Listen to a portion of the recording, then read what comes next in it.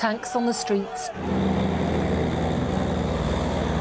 Jets overhead, the world watched in shock as a military coup unfolded in Turkey, a NATO country and ally of the West. The army attempted to put Turkey's main cities into lockdown, taking over state television and instructing a newsreader to announce a peace council was now in charge.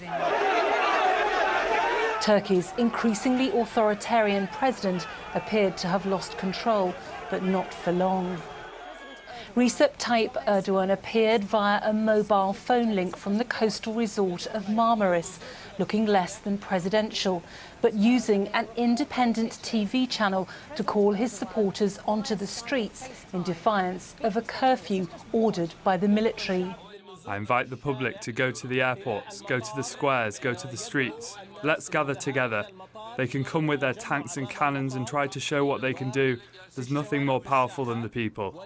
I haven't seen anything more powerful. We can show the tanks who is powerful. In the face of gunfire from government troops trying to hold them back, supporters of the president tried to cross the main bridges linking Istanbul, vital communication links which the army had tried to seal off. There were reports senior military figures had been taken hostage. Turkey's democracy may not be very old. It's only been really strongly established since the 1980s. So a 40-year-old democracy, but it's a very resilient democracy, and the people are not willing to let their democracy go this easily. Then signs the coup was starting to crumble. The army sees itself as guardians of Turkey's secular constitution against a president who's tried to make their country more religious, eroding free speech and the right to protest. Yet here were people on the streets, booing the soldiers and defiantly climbing on tanks. A soldier I am. I am the soldier. There is no passing here. It can run over me, it can run over this flag, but it can't pass from here. Where are they going? Who are they?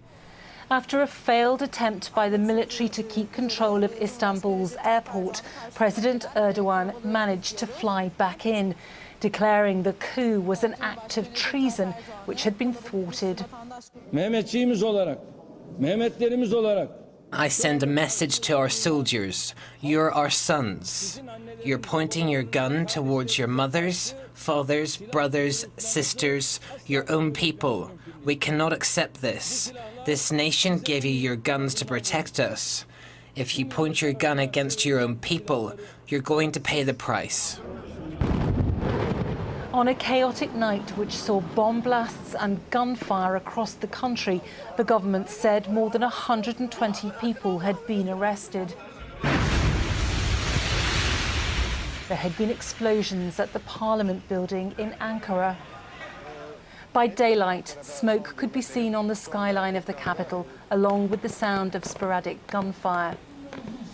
Many of those who challenged President Erdogan for power were seen surrendering in Istanbul, but there are still pockets of resistance, with some opponents vowing to fight on. Lisa Holland, Sky News.